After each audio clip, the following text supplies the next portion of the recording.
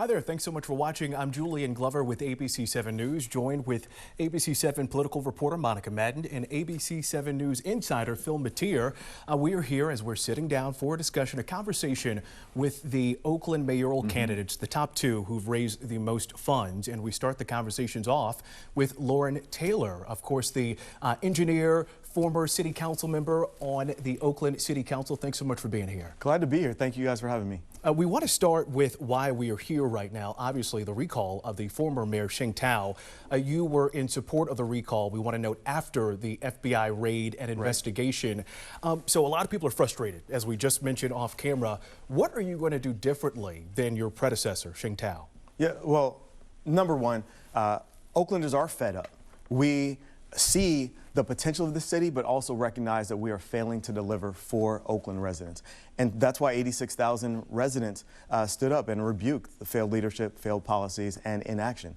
Number one, I'm not going to kick the can down the road when it comes to making the hard and necessary decisions that can turn this around, both with respect to our fiscal budget deficit, $130 million plus. We have to make some hard but necessary choices. Some great programs are not going to be funded because we just can't afford to do so. That's one, in terms of right-sizing the ship, while we also invest heavily in growth. Because of my background as a biomedical engineer, as a former business consultant for Fortune 500 to 50 companies, and as a community leader, being able to balance all of that and drive us towards growth, creation of greater opportunities that are equitably accessed for all, that's what I'm focused on, and that's something that the prior administration did not prioritize. And I have to acknowledge public safety, the biggest issue there is, being able to lean in and make measurable improvements in safety, increasing the number of officers while doubling down on violence prevention efforts and increasing community police relations. Also a critical priority for me. You know, it's one of the paradoxes of Oakland. You've got a highly educated voter base. You have real estate where homes, even in the flatlands, the more depressed areas, are routinely going for $800,000. Yep. Homes are being bidded up hundreds of thousands over what people are asking. And yet, every year, the city comes up short when it comes time to pay its bills or to pay its workers. You have a standing deficit of, well, how much is it this year? We have $130 million. And they're projecting that to continue. Yes. What are you going to do to change that? If you don't have that, well, how does Oakland spend all the money, this money, and nobody sees it? You're absolutely right. For an organization, a city that is raising almost $2 billion a year in revenue, there is no reason for us to be living paycheck to paycheck. We've got to do better. What we're looking at is mismanagement, corruption, self-dealing, just inefficiencies, and a lack of political will to make the necessary decisions to protect. We always hear that rhetoric. What decisions need to be made? Okay, so number one, when we're talking about the funding, we have an issue saying no to good ideas, good projects. The reason why we have gotten to this structural budget deficit is because without saying no, we are spending much more than we bring in. That decision has to be made in terms of what we're going to cut, what's not going to be done. Implementing a system where we can prioritize. The biggest priorities are those that get funded first, then the medium priorities, smaller ones, and what's left behind, we've got to say no to. We can't just, bet on something happening in the future and not having to make that hard decision. An example, the Coliseum. That should never have been a sale transaction that is simply avoiding us making the necessary decisions. Selling that property and betting that it will come in for salvaging our budget, not a great solution. Clearly, we see the impact of it now, and it wouldn't have even saved us from needing to make that hard decision later. We're going to get more into that in a minute, but I do want to follow up. You said public safety is the #1 issue for Oakland residents right now. What is your plan in the short term? What are you going to do in the first 100 days if you're elected, and then what are you going to do in the long term to help make sure that this issue is something that is drastically improved? Absolutely. So first of all, I'm going to get on the phone and make sure that Governor Newsom does not pull the CHP out of Oakland. They have been an incredible lifeline, helping us get on top of these issues, and pulling that away prematurely, not allowing us the runway to get our legs underneath us, it would set us back. So absolutely there. We have to establish stronger partnerships with other agencies, CHP, the Alameda County Sheriff's Office, and our federal partners when it comes to specific interventions. We also have to look at leveraging technology better. When we talk about the surveillance cameras, license plate readers, others that have been promised, but we haven't gotten the benefit or the value from. We've got to deploy the ones that are in the works more effectively. Speed cameras. San Francisco announced their pilot. We were also approved for a pilot, but we haven't been able to effectively drive that towards actually launching that and initiating it. Those are things deemed to be helpful.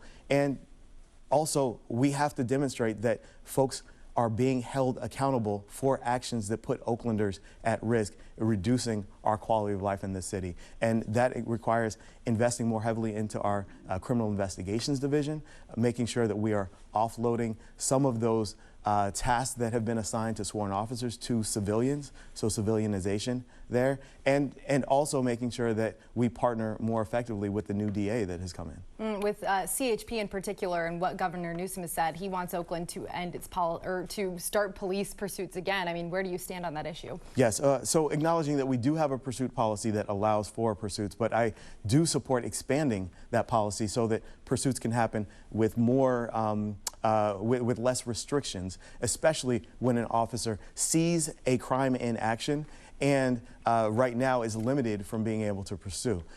It is deflating for Oaklanders to see video of a crime taking place and then realize that the officer who drove up to the scene and saw it happen just sits there and parks as the perpetrators get away.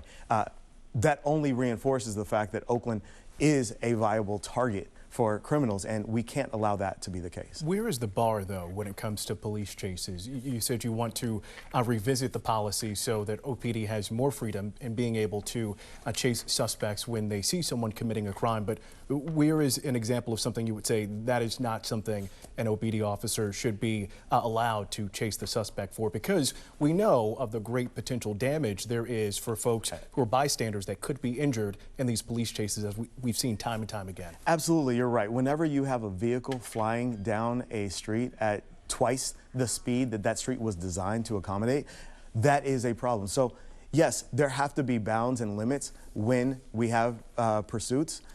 Right now, it's more restrictive than I believe necessary.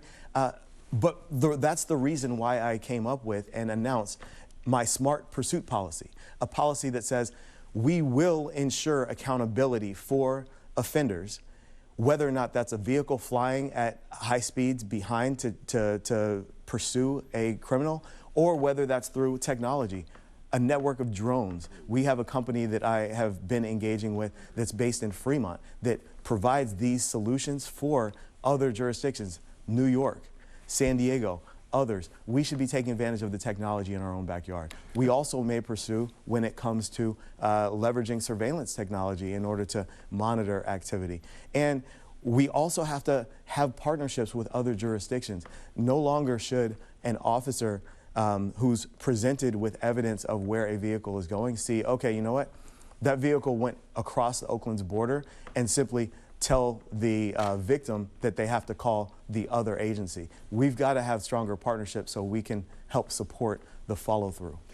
Back to the police, you have said that you more interested in your goal is to get, what, 800 officers? 800 officers, up yes. to 800. Congresswoman Lee, she wants 850. Earlier we were talking about Oakland doesn't have the money to pay its current bills. It doesn't have, now you want to say yes to more police officers after telling us you're going to have to say no to some things. How are you going to pay for these cops? They're not cheap.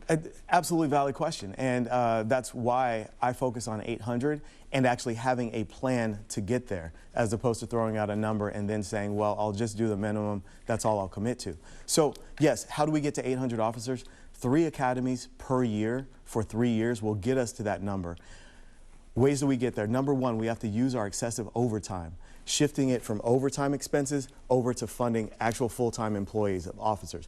We also have to look at how we reduce attrition. By treating our officers better and supporting them, we can keep more here so that we have less of a hurdle to get to when we bring on new officers. In addition, we have to look at the partners that we have in place. So our public-private partnerships, we already have the big 4 companies based downtown that have committed to $10 million a year that they're investing into increased public safety and revitalizing downtown. Partnering with them to help direct some of their resources in a way that can be applied towards establishing more officers on the ground, foot presence, directing those resources there. And lastly, what I'll say is that we have to do our budgeting and our financial analysis differently. Instead of just looking, well, this is the cost this year, can we afford it or not? We have to look at this as an investment. When we have more officers on the ground, we will ensure that we don't lose the businesses that we're losing. We will ensure that there's greater foot traffic to patronize our small businesses and keep them open. We will invite more of the employees that work downtown to come into the office as opposed to working from home. Increasing our revenues, thereby keeping us from avoiding bankruptcy. It's an investment that we have to look into.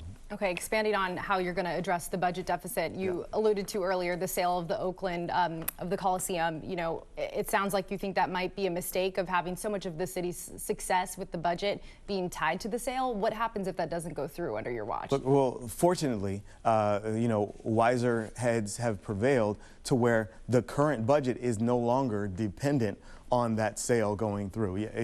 That should have been the case earlier, but glad that that has been corrected.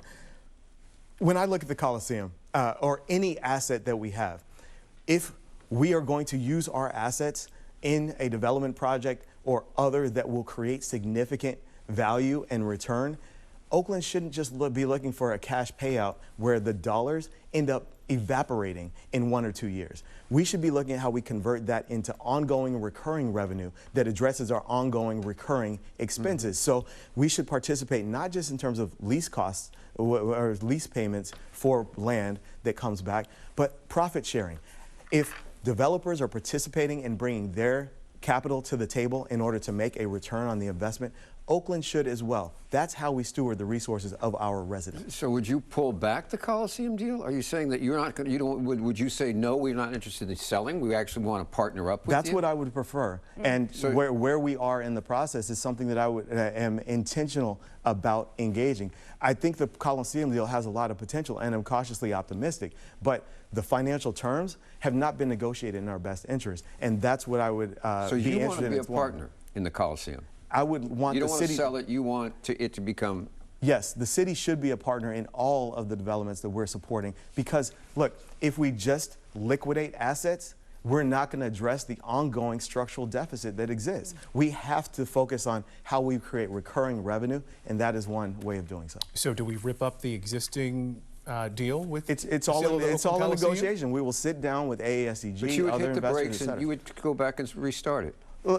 Look, they're already working on the side. There are multiple aspects of the deal. I think it absolutely makes sense to come to the table and say, hey, we have better terms that should be explored. Let's sit down and have that conversation. That's what needs to happen because, again, I'm being elected.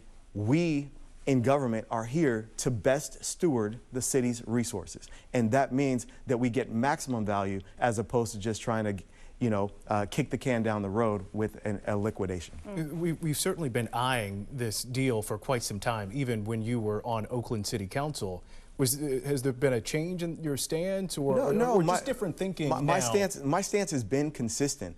The change was when former Mayor Tao wanted to not have to make a hard decision and ended up seeing this as a way of doing so, turning what is normally a development deal that takes, a few years, a couple years, and how we move forward in partnership. Their decision, that administration's decision was, we just want to sell it so that we don't have to make cuts. And then hopefully something will change magically a year later. That is not the way to do this. Hope is not a strategy. We've got to do better by residents. I do want to zero in. You talked about just raising additional funds in the city of Oakland. We know that Measure A is also on the ballot. How do you convince Oakland residents to go for this? I mean, a massive budget deficit. We've talked about vastly just kind of ridiculous OPD overtime spending. How do you get Oakland residents to say, hey, I'm willing to give the city of Oakland another 0.5% raise when it comes to taxes that we all pay? You are absolutely correct. As an Oakland resident, I am frustrated by the fact that we are not doing better in terms of better stewarding the resources that are there.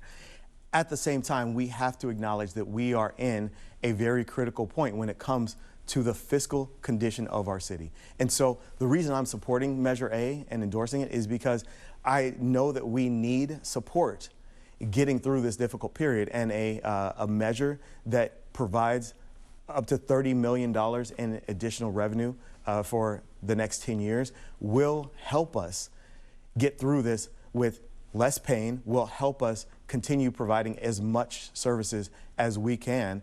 And if I'm in the seat, I will absolutely ensure that we have the visibility, the accountability, and are better resourcing our city and better setting ourselves up for success. If voters approve it. If voters approve it, yeah. And so I recognize that some are not going to. That is a reality of the history of government, right? What do we do if they don't approve Measure A? Look, it's just going to be that much harder. We're going to have to dig that much deeper to pull ourselves out of where we are. Unfortunately, that will be the case. But either way, what the voters and residents sort of allow and give to us to steward in order to get through our current situation, that's what I intend to lead with in terms of really driving us forward. And it's going to be a number of things that have to come together in order to bridge that gap. And the Measure A would be an important part of it, assuming that the voters approve. I hope my panelists here will indulge me for just 1 second, because I do have one more follow-up here. Yep. You said that your predecessor, Shing Tao, was afraid of making the tough decisions. I appreciate you saying she was my predecessor. That means you're speaking into existence that I will come into the role. So thank you for that. I appreciate you catching me on that. But no, seriously here, you said that Shing Tao was afraid of making the tough decisions. And if you are elected on April 15th, you would make those tough decisions. If Measure A fails, you want to restructure the Oakland Coliseum deal, where do you cut? I think that's what people really want to know. What are the first things that are going to be things of yesterday that we will no longer see in the city of Oakland? Absolutely. So number one, we have to eliminate the unnecessary spend. We have to focus on priorities. I look at it. So I look at it in terms of an analogy that I learned when I was in college relative to 7 habits of highly effective people. How do you get the most rocks in a jar? You've got large ones, medium-sized, smaller ones. Are you going to name the rocks after city programs in Oakland? Because that's what I want to hear. Absolutely. Okay. So starting with the big ones, public safety. Okay. Absolutely. Both police and fire. One of the big rocks you put in first. Okay. When it comes to revenue-generating investments, so those that fund themselves. What are the small rocks that aren't going to make it in? so that's how you get there. I know, what are the rocks? Okay, so we're there. What are some of the small rocks that you say might not make it? Are you willing to say? So what programs do you see on the block? So, again, it's all about what gets in first and what's left over. And what will be left over? That's my point. So what will be left over will be those that are not delivering in terms of what's expected. So I've given examples. I've given examples, right? So we have programs, violence prevention programs. Some are doing very well, helping to eliminate violence. Others are not performing well. They're getting the same participants that are always a part and aren't really at risk for being involved with serious crime. Those would need to be violence sort of left behind. interrupters, macro. What are we talking about specifically? So let's take just investments into nonprofit organizations. That there are a lot of nonprofit organizations. Some are performing well, demonstrating results, and some are not. That's the evaluation that will need to occur. Okay, I want to make sure we have time for our next topic, and we're going to show you a little video of this one for it. This is video of a homeless encampment on East 12th Street. You can see it right there. And this was taken on Saturday, but the conditions have been like this for quite some time. What do you do about this? It can also homelessness. I mean, after all, it continues to be a big problem across the state. It's a big problem in Alameda County, although their numbers have stabilized. Oakland's have increased by some 9%. Vast majority of the homeless, African Americans. We're talking about poverty here. We're talking about mental health here. We're talking about a lot of different issues that Oakland is having to deal with. So, you say you want to keep them away from schools, you want to keep them out of parks. People have said that in the past. What are you going to do about it? And also, what are you going to do? Put them in jail? So again, as you mentioned, I have said that I want to implement the encampment management policy, a policy that I brought forward and secured full unanimous adoption from the council end. So experience actually on the ground, understanding how to navigate and pull people together to come up with these solutions. So yes, I am supportive of making sure that our encampments are not in front of school buildings, in front of businesses, in parks, major thoroughfares. Absolutely important that we address these high sensitivity areas. And for those lower sensitivity areas, we absolutely have to ensure standards that keep homeless encampments from being 30 to 40% of the calls that our fire department responds to. We have to make sure that we're not exceeding a maximum footprint. We're not allowing sprawl of debris and garbage to go across entire blocks. Ensuring those standards and enforcing those is absolutely important until we can get everybody housed. And yes, housing, we absolutely, the only real solution to homelessness is getting people housed, and we can't effectively do that unless we're providing services. So mental health, you mentioned, and as well as, some residents don't need deep mental health services. They just need first month, last month, and security deposit to get back on their feet and they can sustain themselves. The triaging is absolutely critical, and also being able to help folks access benefits they're already eligible for. Our veterans benefits, Social Security, others, helping them get signed up or re-engaged to receive those.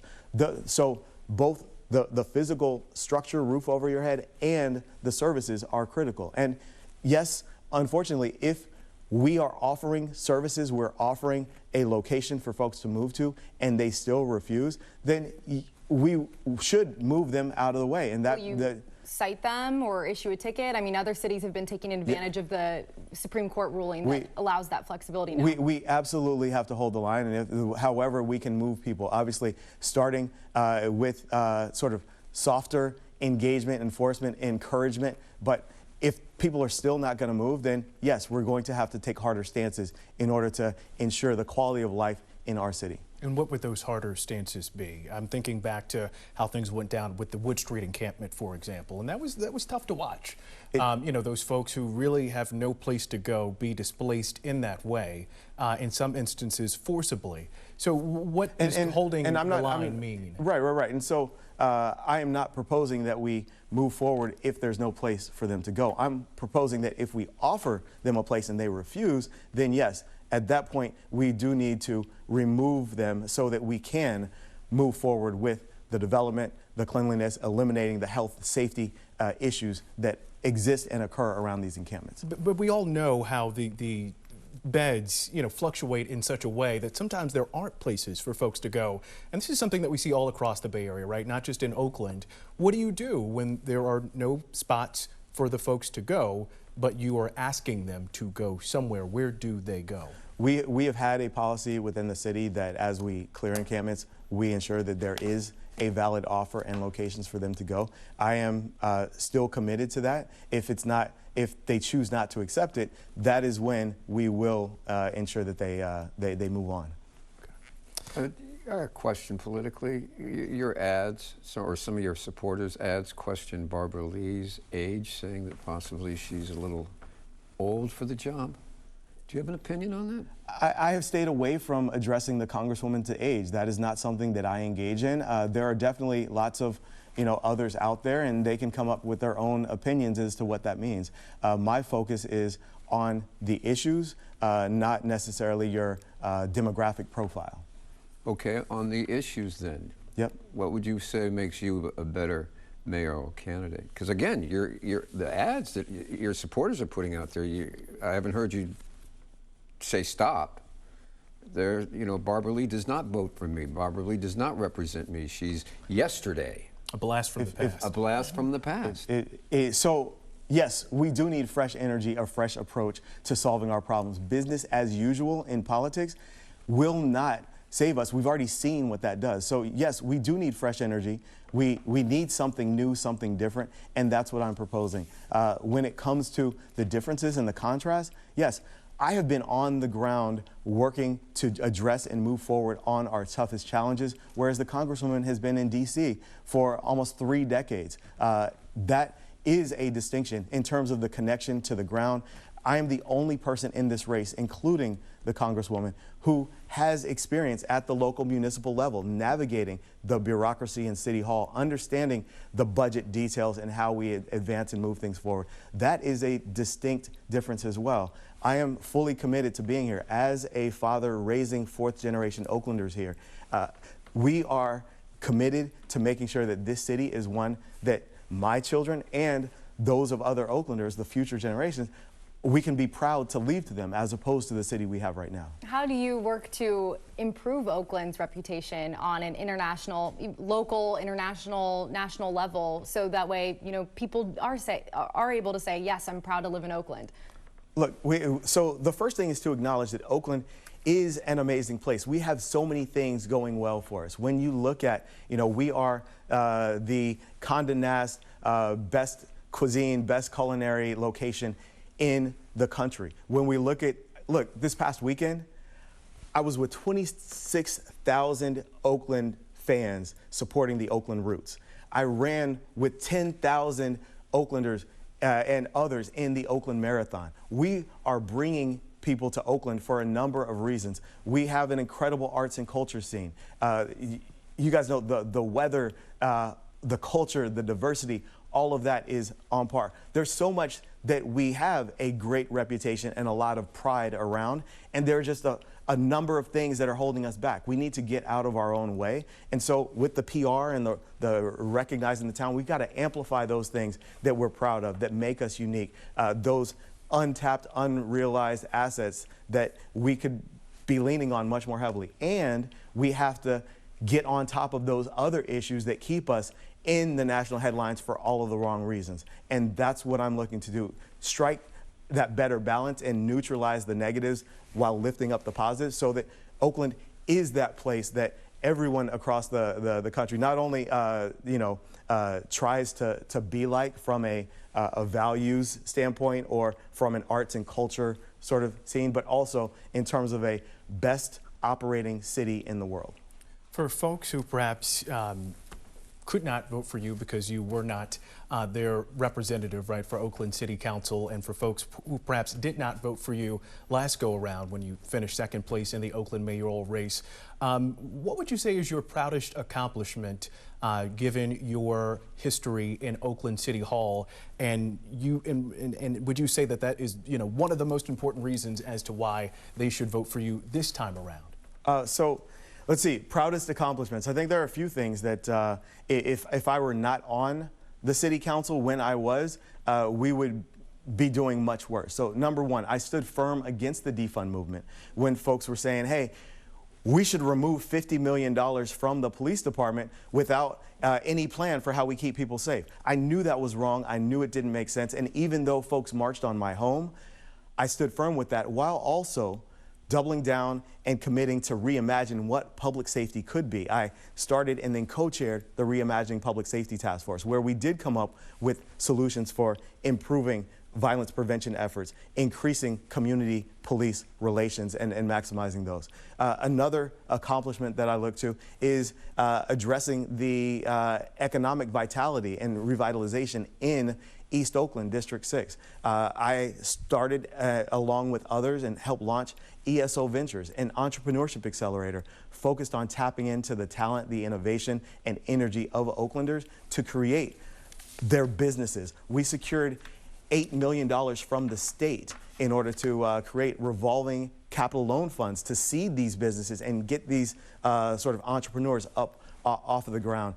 We also help to beautify the neighborhood, creating additional spaces of sort of activation, partnering with the Black Cultural Zone, other community organizations to activate a vacant lot at the corner of 73rd and Foothill, where we turned that into an urban oasis. There's a number of accomplishments that I'm extremely proud of and glad to have been able to lead, pull people together from across the ideological spectrum and make sure that we make measurable progress. Okay. I look forward to doing the same thing as mayor. So I wanted to just emphasize that because that is what we're building on. All right, we are out of time. Just that quickly, Loren Taylor, thank you so much for joining us for this ABC 7 News conversation, for your vote, your voice, your vote. We appreciate your time. Thank you very much.